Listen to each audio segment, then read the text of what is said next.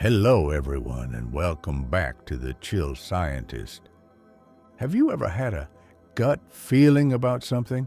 That deep, quiet intuition that you can't quite explain? Or felt butterflies in your stomach when you were nervous or excited? Have you ever felt a gut-wrenching wave of emotion after hearing difficult news? For centuries, we've used this language to describe our deepest emotional states. We've instinctively known that our minds and our guts are connected in some mysterious way. We often treat these sayings as just that, sayings, poetic metaphors to talk about anxiety, intuition, and love. But what if I told you it's not a metaphor at all? What if I told you that this connection is one of the most profound and complex biological systems in your body?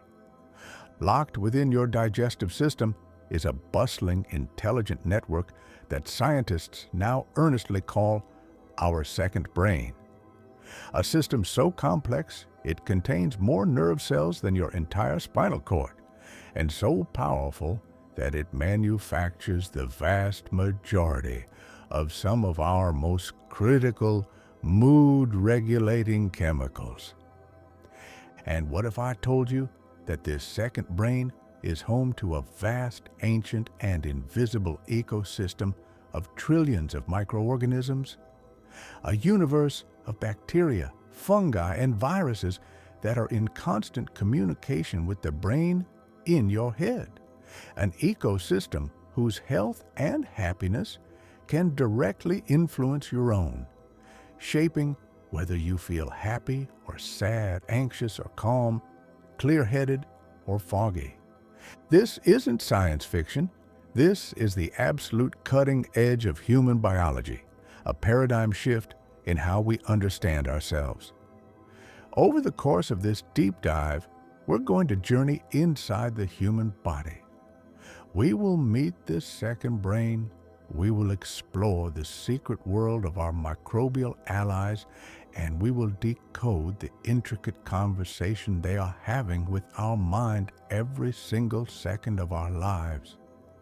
Because understanding this connection doesn't just change how you see your body or the food you eat.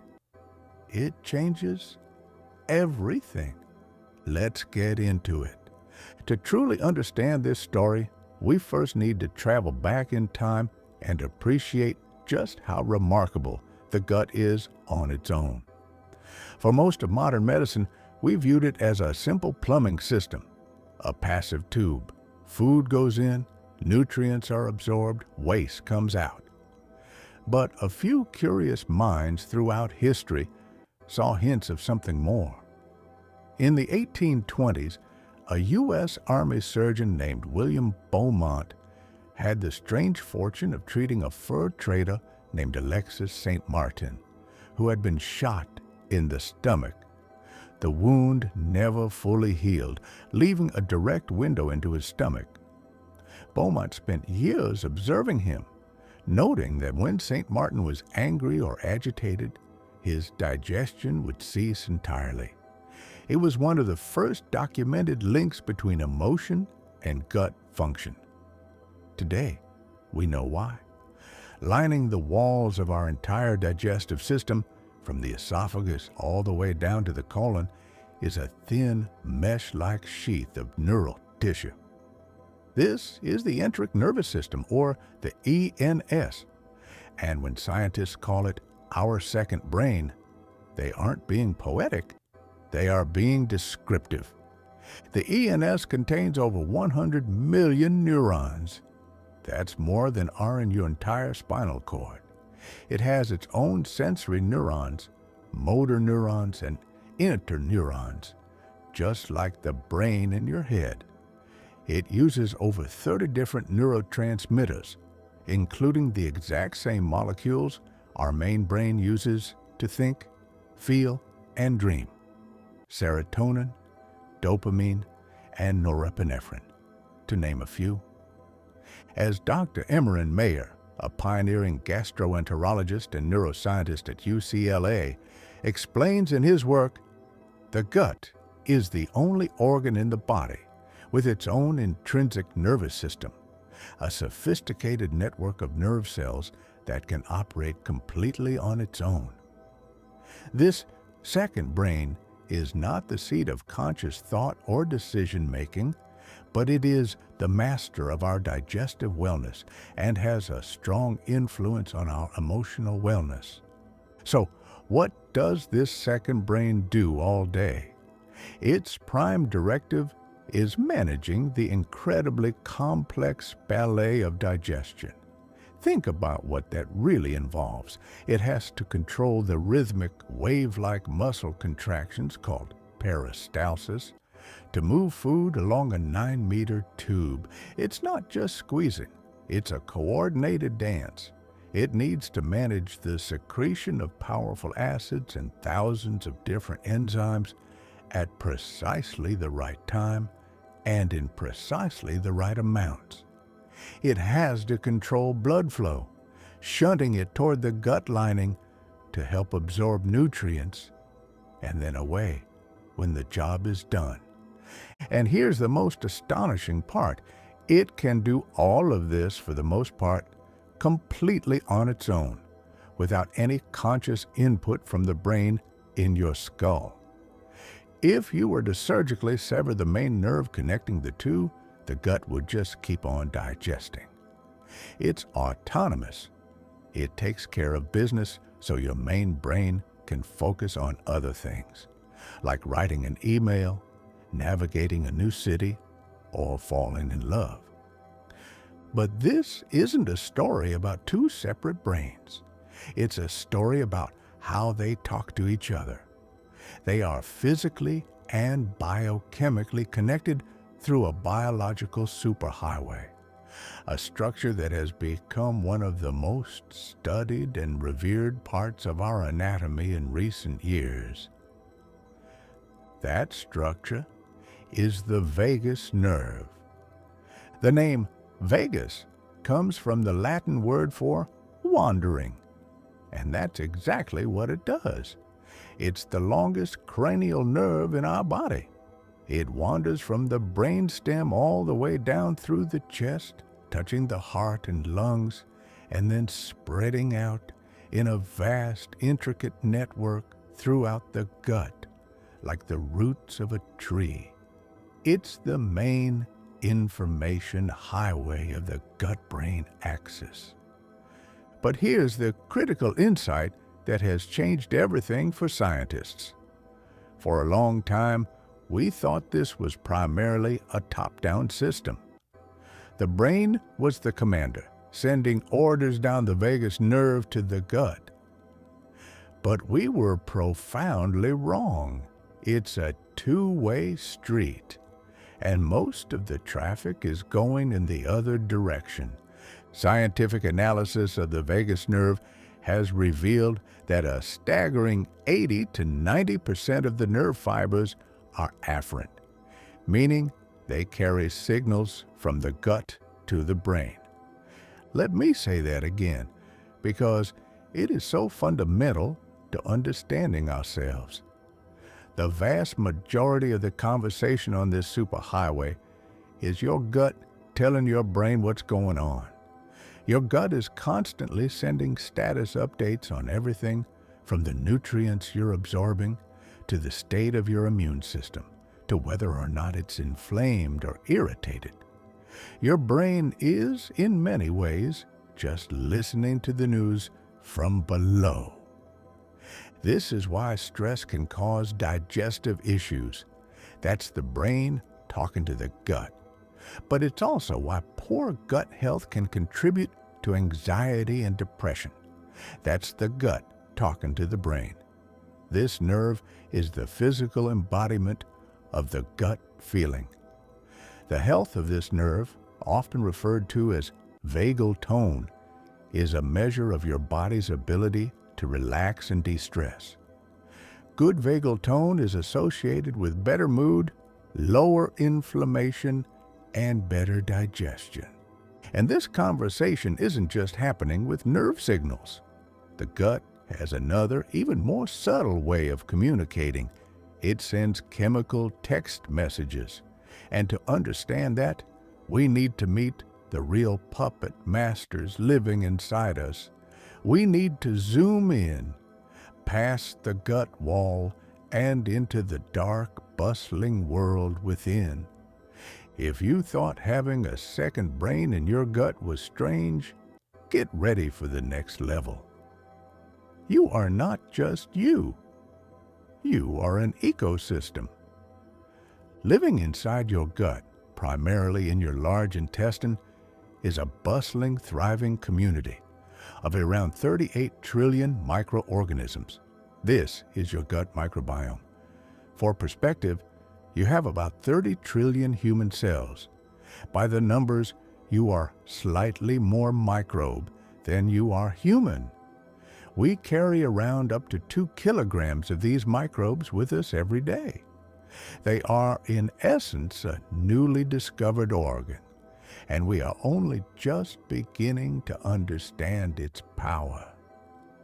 This isn't an invasion. It's a symbiotic relationship that has co-evolved over millions of years. We give them a warm, safe place to live and a steady supply of food.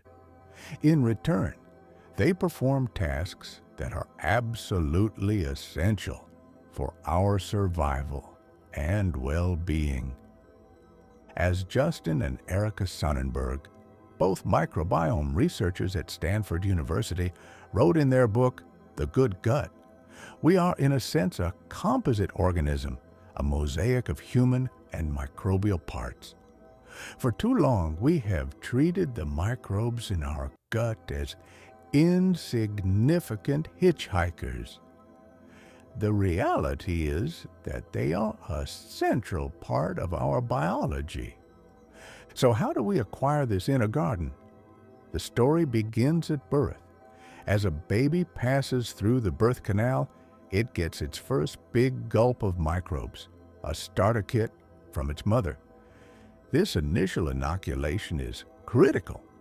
Babies born via C-section miss this process and have their microbiomes first colonized by skin and hospital microbes, which studies show can lead to a higher risk of certain immune-related conditions later in life. Breast milk continues the process, providing not just nutrition, but special sugars called human milk oligosaccharides, which are indigestible by the baby but serve as perfect food for beneficial infant gut bacteria like bifidobacterium. This early life window is a critical period for establishing a healthy, diverse ecosystem. For the rest of our lives, these microbes perform an incredible array of functions. We've known for a while that they help break down food we can't digest ourselves, like certain types of plant fiber, and they are brilliant at that. But we now know they are doing so much more.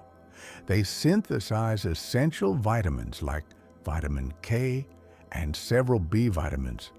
They are our first line of defense against incoming pathogens, crowding out harmful invaders. They are critical for training our immune system, teaching it the difference between friend and foe. And, crucially for our topic, they are chemical factories. They take the food we eat, break it down, and transform it into a vast array of new molecules, known as metabolites.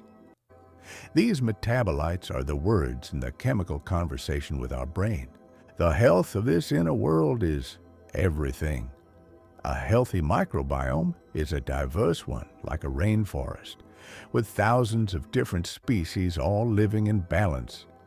The two dominant phyla, or large families of bacteria, are the Bacteroidetes and the Firmicutes. A healthy gut has a good balance between them. An unhealthy microbiome, a state known as dysbiosis, is like a barren field overrun with weeds. It's low in diversity, and certain unhelpful or pro-inflammatory species have taken over. In this state, they can produce compounds that are harmful, leading to inflammation and sending distress signals to our brain. So the billion-dollar question is, what decides if your inner garden is a rainforest or a weedy patch? The answer, overwhelmingly, is what you choose to feed it. So, we've established that the gut and brain talk. But how, exactly? How can bacteria in your colon influence a thought in your head? It's not magic. It's a series of intricate biochemical pathways. The first pathway, as we touched on, is that they manufacture your mood chemicals. We've all heard of neurotransmitters like serotonin, the happy chemical, and GABA, the calming chemical. We associate them with the brain, but their story often starts in the gut. An estimated 90% of your body's serotonin is produced in your gut, and a significant amount of GABA is produced by microbes like lactobacillus and bifidobacterium. While most of this gut-produced serotonin doesn't cross into the brain, it acts locally to stimulate the vagus nerve, sending powerful signals about the state of the gut that the brain interprets and responds to. The second, and perhaps most important pathway, is their ability to tame the fires of inflammation. Chronic, low-grade inflammation is one of the quiet villains of modern health, implicated in almost every chronic disease, including depression. One of the biggest sources of that inflammation is an unhealthy gut.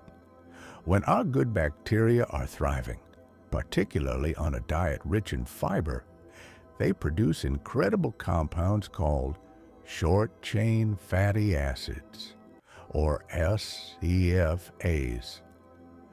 The big three are butyrate, propionate, and acetate. Think of these SCFAs as the ultimate gut health superstars. Butyrate, for example, is the primary fuel source for the cells that line your colon. It keeps your gut wall strong and healthy. This is crucial for maintaining what's called the gut barrier. Imagine your gut lining is a single-cell thick wall, held together by proteins called tight junctions. It's a very tightly controlled border crossing. It's designed to let good things like nutrients pass through, while keeping bad things like toxins, pathogens, and undigested food particles out of your bloodstream. In a state of dysbiosis, fueled by a poor diet, stress, or other factors, this barrier can become compromised. The tight junctions can loosen, a condition often called leaky gut, or increased intestinal permeability. A protein called zonulin plays a key role here, acting like a traffic cop for these junctions. When zonulin levels rise, the junctions open. Toxins slip through into the bloodstream. Your immune system flags them as invaders and mounts an inflammatory response. This triggers body-wide systemic inflammation, and that inflammation can absolutely reach the brain, crossing the blood-brain barrier and contributing to neuroinflammation, which is heavily linked to brain fog, anxiety, and depression. SCFAs are the heroes that prevent this. They strengthen the gut barrier and have powerful anti-inflammatory effects throughout the body, calming the immune system and sending all is well signals to the brain. The third pathway is how the microbiome regulates your stress response.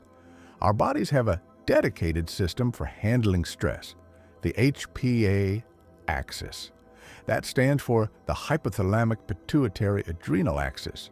The brain senses a threat and tells the adrenal glands to release cortisol, the primary stress hormone. This system is great for acute danger, but damaging when chronically active. A healthy gut microbiome helps to properly calibrate this HPA axis, keeping it from being too trigger-happy. Studies with germ-free mice raised in a sterile environment with no gut bacteria, show their HPA axis is completely out of whack. They have an exaggerated stress response to even minor stressors. But when you give them a healthy microbiome, their stress response normalizes. They become calmer.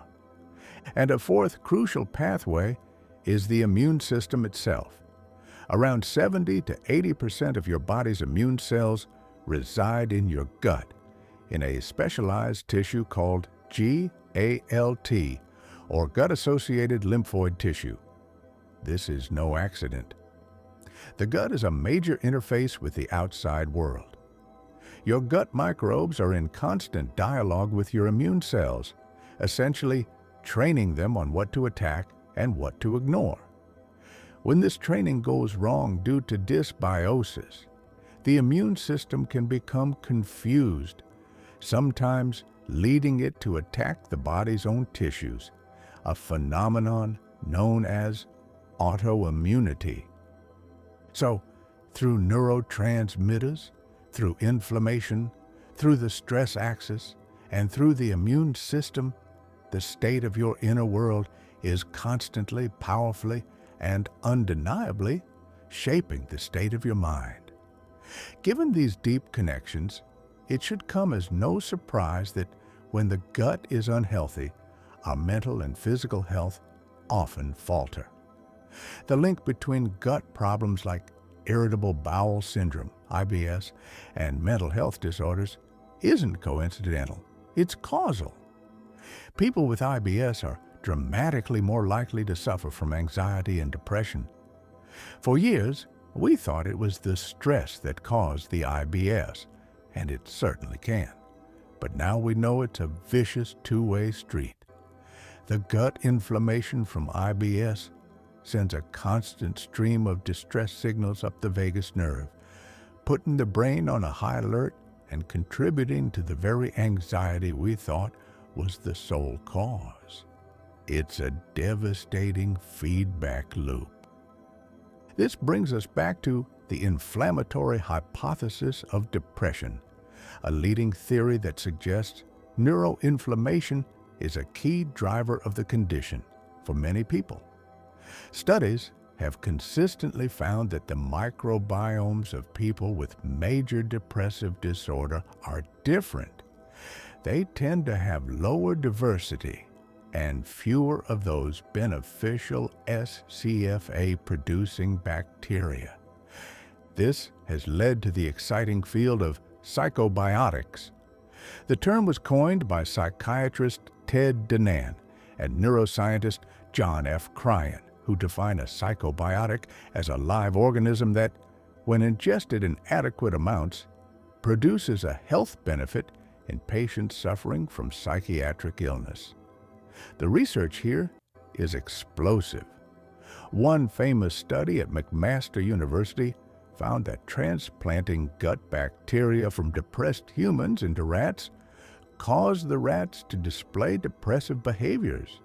When they transplanted bacteria from healthy humans, the rats' behaviors normalized.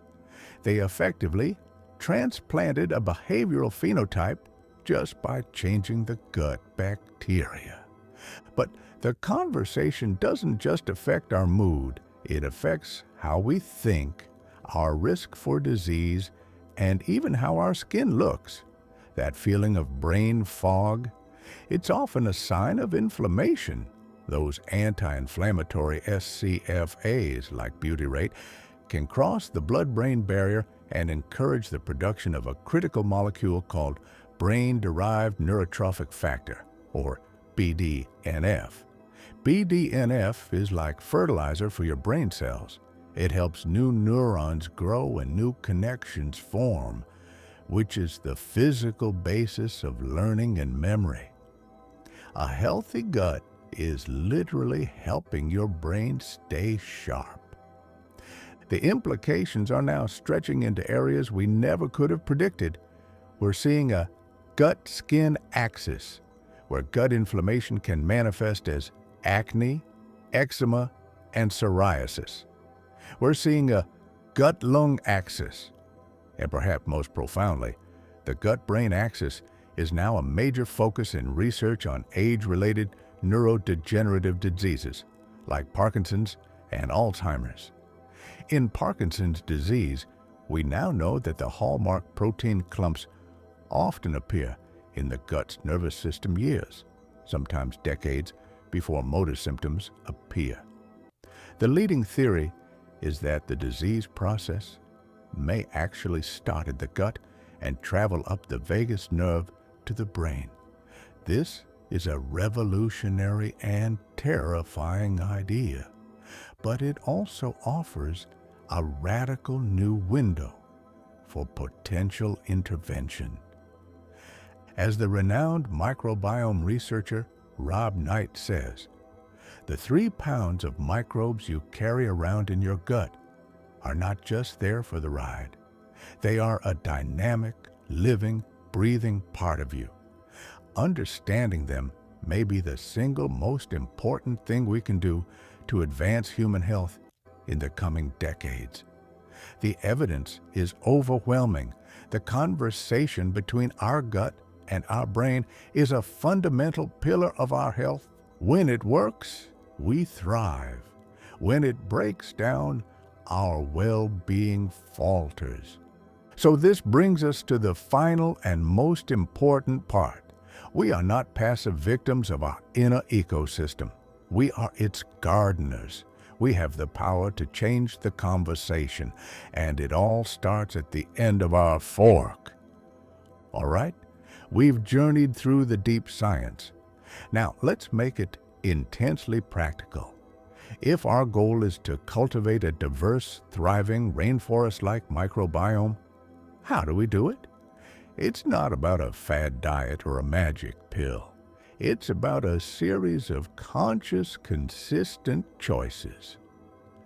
The first and most important principle is to feed the good guys with fiber. This is the absolute, non-negotiable foundation. Fiber is not just roughage that pushes things through. Fiber is food for your good bacteria. They ferment it and produce those life-giving SCFAs. The single biggest predictor of a healthy microbiome is the diversity of plants in your diet. Not just fruits and vegetables, but legumes, whole grains, nuts, and seeds. There are special types of fiber called prebiotics, which are especially good at stimulating the growth of beneficial bacteria. Think of them as targeted fertilizer. Great sources of these prebiotics include foods like garlic, onions, and leeks, as well as asparagus, slightly underripe bananas, oats, apples, and chicory root. But more important than any single food is diversity. Don't just eat one type of fiber because different microbes like different types. The goal, according to microbiome experts like Tim Spector, is to aim for eating 30 or more different plant types per week. It sounds daunting, but it's not. A single lentil soup with carrots, celery, onions, spinach, and tomatoes gets you 5 points. A handful of mixed nuts is another 4 or 5. The herbs and spices you add, like oregano and thyme, count 2. Each plant type brings new fibers and new compounds to the party, feeding different microbial families. The second principle is to reseed your gut with probiotics. If prebiotics are the fertilizer, probiotics are the seeds. These are live, beneficial bacteria that you can introduce into your system. The best way to do this is with fermented foods. For thousands of years, cultures around the world have fermented foods to preserve them unknowingly creating superfoods rich in live microbes. This includes plain, unsweetened yogurt and kefir. Look for live and active cultures on the label. It includes fermented vegetables like sauerkraut and kimchi, but make sure you buy the refrigerated kind, as the shelf-stable versions are pasteurized, meaning the good bacteria are dead.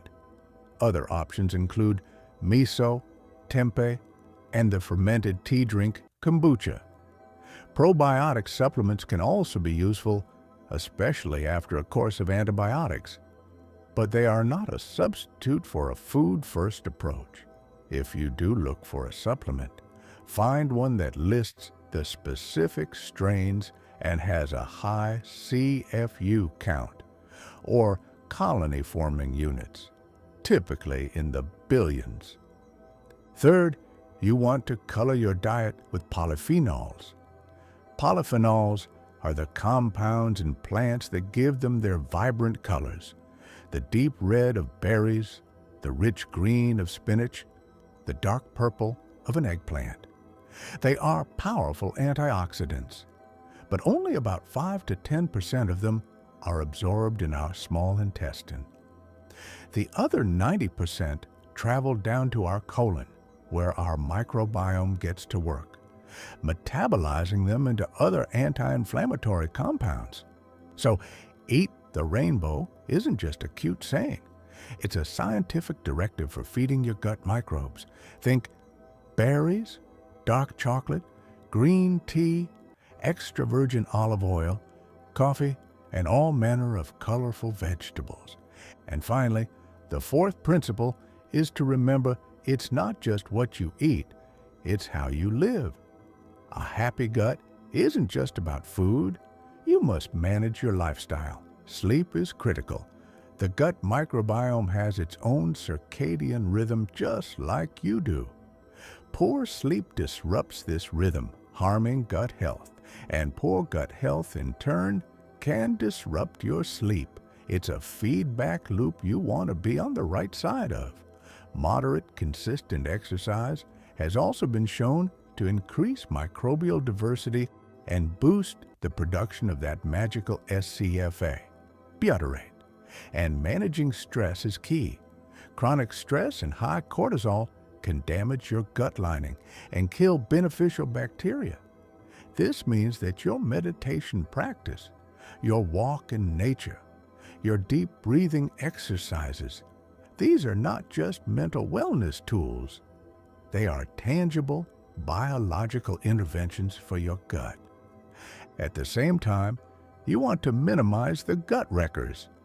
This means avoiding the overuse of unnecessary antibiotics, which are like a nuke to your microbiome. It means reducing your intake of ultra-processed foods, which are often packed with artificial emulsifiers and sweeteners that can disrupt the gut lining and harm beneficial bacteria. It's about creating a safe and nurturing environment within.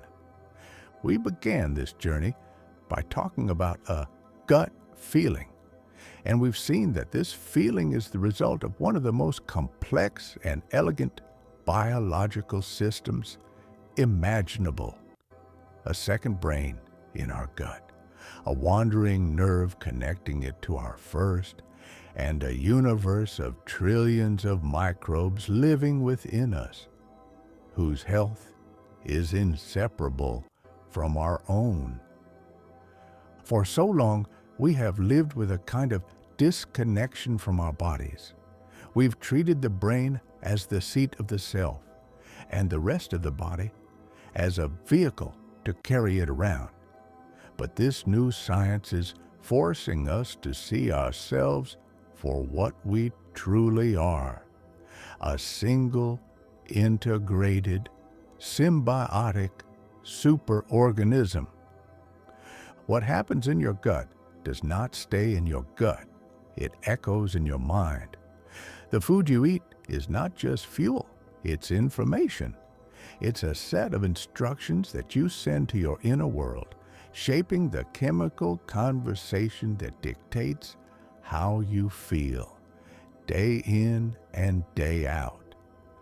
As Dr. Emmerin Mayer concludes in his work, taking care of your gut is not just about avoiding disease, it's about taking care of your mind. By nurturing the vast and intricate world within us, we are also nurturing our capacity for joy, clarity, and emotional resilience. This knowledge is incredibly empowering. It means we have agency. It means that by making small conscious choices, adding some lentils to our soup, taking a walk after dinner, choosing the kimchi, practicing a moment of calm, we are actively participating in our own mental and physical health in a way we never before thought possible. We are just at the beginning of this scientific revolution. The decades to come will reveal even more profound connections. But the core message is already clear. Be kind to your gut, and it will be kind to you.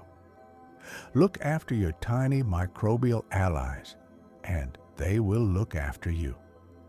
The journey to a healthier mind truly does begin with a journey inward. Thank you for joining me on this deep dive today. What's one small change you might make after learning this? I'd love to read about it in the comments below. As always, stay curious and be well. Please like, subscribe, and comment what's on your mind if you'd like to share, because our new community would love to hear it and be here for each other. Thank you. Now please enjoy and sink deeper into relaxation with these Costa Rican beach sounds.